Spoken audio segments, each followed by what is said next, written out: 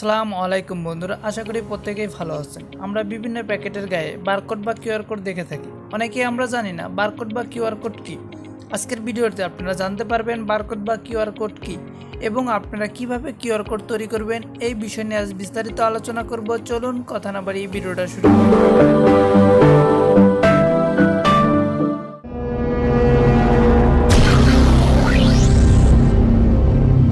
আপনারা প্যাকেটের গায়ে বারকোড দেখে থাকবেন। বারকোডের ভিতর শুধু নাম্বার স্টোরেজ করা যায়, তবে তার থেকে অ্যাডভান্স টেকনোলজি হলো কিউআর কোড টেকনোলজি। এই কিউআর কোডের মাধ্যমে আপনি অনেক কিছু স্টোরেজ করতে পারবেন, যেমন আপনার পণ্যর এমআরপি, ফোন নাম্বার, যে কোনো কোম্পানির ওয়েবসাইট এবং আপনার অ্যাকাউন্টের তথ্য। কিন্তু আপনি কি জানেন এই কিউআর কোড আপনি নিজেই বানাতে পারবেন? কিউআর কোড কীভাবে বানাবেন এবং কিভাবে ব্যবহার করবেন সেই বিষয়ে জানার জন্য এই ভিডিওটা আপনাকে সম্পূর্ণ দেখতে হবে, শেষ পর্যন্ত দেখতে থাকুন। তবে আপনার কাছে অনুরোধ রইল, ভিডিওটা যদি ভালো লেগে থাকে তাহলে অবশ্যই একটা সাবস্ক্রাইব করতে ভুলবেন না এবং আপনার বন্ধুবান্ধবের কাছে একটা শেয়ার করবেন। আপনার নিজের ইচ্ছা মতো কিউআর কোড তৈরি করতে হলে গুগল প্লে স্টোর থেকে একটা অ্যাপ ইনস্টল করে নিতে হবে। আমি অ্যাপসটার লিঙ্ক ভিডিও ডেসক্রিপশন বক্সে দিয়ে দেবো। ওকে, আমি কিউআর কোড স্ক্যানার অ্যাপসটা ওপেন করছি। স্ক্যানার পাশেই দেখতে পাচ্ছেন ক্রিয়েট নামের একটা অপশন, ওটার উপর ক্লিক করে দিবেন। ক্লিক করার সাথে সাথে এরকম একটা ইন্টারফেস চলে আসবে আপনাদের মাঝে। এখন আপনার চাইলে আপনার পার্সোনালের জন্য ক্লিপবোর্ডের উপর ক্লিক করে আপনার পার্সোনাল ইনফরমেশনের একটা কিউআর কোড তৈরি করতে পারবেন। ওয়েবসাইটের উপর ক্লিক করে আপনার ওয়েবসাইটের একটা কিউআর কোড তৈরি করতে পারেন।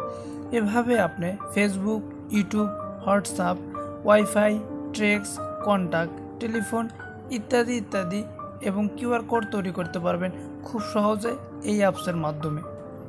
আমি আপনাদের বোঝানোর সুবিধার্থে আমি আপনাদেরকে একটা কিউআর কোড তৈরি করে দেখাচ্ছি কিভাবে আপনারা কিউআর কোড তৈরি করতে পারবেন।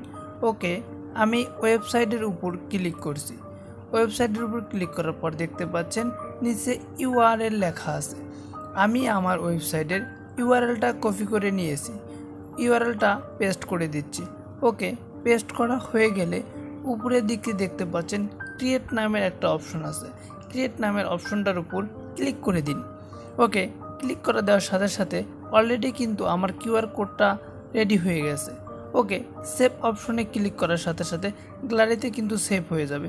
ওকে, আপনারা সেভ অপশনের উপর ক্লিক করে দিবেন। ওকে, আসলেই আমার কিউআর কোডটা সঠিকভাবে সেট হয়েছে কিনা সেটা একবার যাচাই করে নেওয়া উচিত। ওকে, যাচাই করার জন্য আপনাকে ব্যাক অপশনের উপর ক্লিক করে স্ক্যান অপশনটার উপর যেতে হবে। ওকে, স্ক্যান অপশনটার উপর যাওয়ার পরে দেখতে পাচ্ছেন উপর দিকে গ্যালারি নামের একটা অপশন আছে, অপশনটার উপর ক্লিক করুন। ক্লিক করার সাথে সাথে আমাদেরকে গ্যালারি অপশনে নিয়ে যাবে। এই মুহূর্তে যে আমি কিউআর কোডটা তৈরি করেছি সেই কিউআর কোডটার উপর ক্লিক করে আমি স্ক্যান করে নিচ্ছি। ওকে, স্ক্যান করার সাথে সাথে আপনারা দেখতে পাচ্ছেন এখানে আমার ওয়েবসাইটের লিঙ্কটা চলে এসেছে। আমার ওয়েবসাইটের লিঙ্কটা আসলেই সঠিক আছে কিনা সেটা যাচাই করার জন্য আমি ওপেন ব্রাউজারের উপর ক্লিক করছি। ওকে, ওপেন ব্রাউজারের উপর ক্লিক করার সাথে সাথে আপনারা দেখতে পাচ্ছেন আমার ওয়েবসাইটে নিয়ে এসেছে।